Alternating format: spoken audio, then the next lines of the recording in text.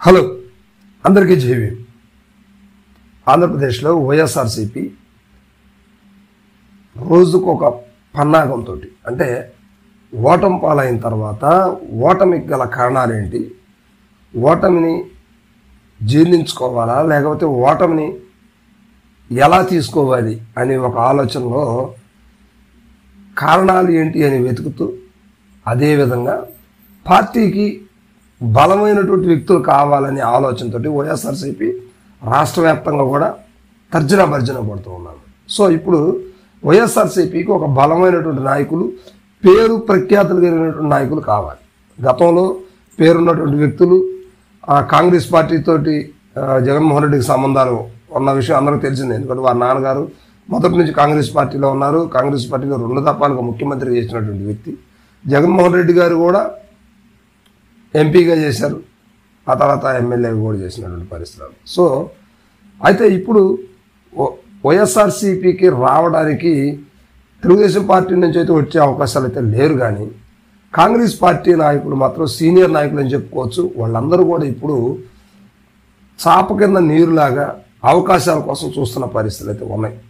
Already ఇప్పటికే శైలజానాథ్ గారు సింగనమాల నుంచి వైసీపీలో చేరడం జరిగింది. ఆల్రెడీ జగన్మోహన్ రెడ్డికి ఫుల్ సపోర్ట్గా ఆయన మాట్లాడుతున్నారు, ప్రెస్ మీట్లు పెడుతున్నారు. ఒక సీనియర్ నాయకుడు వైఎస్ఆర్సీపీలోకి వచ్చారు కాంగ్రెస్ పార్టీ నుంచి. సో అదేవిధంగా జగన్మోహన్ రెడ్డి పాచికలన్నీ కూడా ఒక కాంగ్రెస్ పార్టీలో ఉన్న సీనియర్ నాయకులు చాలామంది ఉన్నారు. వారిని ఒక్కరొక్కరుగా ఉన్నటువంటి నాయకులతోటి మీటింగ్ ఏర్పాటు చేసే ప్రయత్నాలు అయితే చేస్తున్నారు. సో ఇప్పుడు ఆ జగన్మోహన్ రెడ్డి గారికి కాంగ్రెస్ పార్టీ సీనియర్ నాయకుల సలహాలు, అండదండలు ఎంతైనా అవసరం అని చెప్పుకోవచ్చు. మరి ఇలాంటి పరిస్థితుల్లో కాంగ్రెస్ సీనియర్ నాయకులు అందరూ వస్తారంటే అందరూ రారు, కానీ కొంతమంది అయితే వైఎస్ఆర్సీపీలో చేరడానికి సముఖంగా ఉన్నారు. అందులో ఇటీవల ఆ సింగనమాల నుంచి శైలజానాథ్ గారు చేరారు. ఆ తర్వాత ఇంకా కొన్ని పేర్లు వచ్చినాయి, కానీ అవి బయటకైతే రాలేదు. ఇప్పుడు మొత్తం మీద అనూహ్యంగా ఒక 10 రోజుల నుంచి వైఎస్ఆర్సీపీలో చేరడానికి సిద్ధంగా ఉన్నట్టు లగడపాటి రాజగోపాల్ గారు, ఈయన మాజీ ఎంపీ గారు, కాంగ్రెస్ పార్టీలో సీనియర్ నాయకులు అని చెప్పుకోవచ్చు. ఆయన ఉమ్మడి ఆంధ్రప్రదేశ్ అంటే ఆంధ్రప్రదేశ్ విడిపోయే సమయంలో సమైక్యాంధ్ర అంటే ఆంధ్రప్రదేశ్ కలిసి ఉండాలనే ఒక నినాదంతో ఆయన సమైక్యాంధ్ర అనే ఒక నినాదాన్ని తీసుకొచ్చేసి ఆంధ్రప్రదేశ్ని ఒక పోరుబాటలో నడిపించినటువంటి వ్యక్తి అనమాట లగడపాటి రాజగోపాల్ గారు.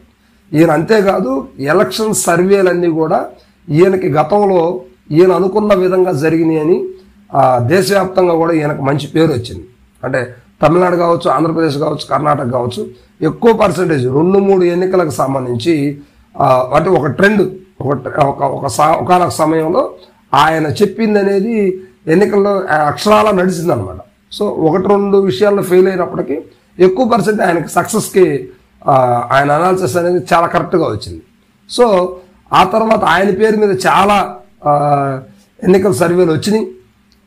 అవి కొన్ని విఫలమైనప్పటికీ కూడా ఆయనకైతే మంచి పేరు ఉంది. సో ఇప్పుడు ఆయన 2014లో ఆగిపోయి ఉన్నారు, 2019లో పోటీ చేయలేదు, 2024లో కూడా పోటీ చేయలేదు. అంటే దగ్గర 10-12 ఏళ్ళు ఇప్పుడు ఆయన రాజకీయంగా దూరంగా ఉన్నటువంటి పరిస్థితి అనమాట.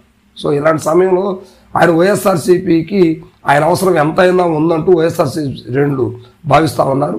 జగన్మోహన్ రెడ్డి గారు కూడా ఆయన తీసుకురావాలనే ఒక ఆలోచనలు ఉన్నట్టుగా కూడా తెలుస్తూ ఉందన్నమాట. సో ఇప్పుడు ఆయన విజయవాడ నుంచి విజయవాడ సెంట్రల్ కావచ్చు, దాని నుంచి ఆయన ఇప్పుడు ఎంపీగా పోటీ చేయడానికి సముఖంగా ఉన్నట్టు కూడా తెలుస్తూ ఉంది. సో మొత్తం మీద లగడపాటి రాజగోపాల్ గారు విజయవాడ నుంచి ఎంపీ స్థానంలో వైఎస్ఆర్సీపీ నుంచి పోటీ చేసే దిశగా పార్టీలో చేరడానికి కూడా ఇంకొక 4-5 రోజుల్లోనే జస్ట్ వైఎస్ఆర్సీపీ జగన్మోహన్ రెడ్డి గారితో కలిసి వైసీపీ కండవ కప్పుకోనున్నట్లు కూడా సమాచారం.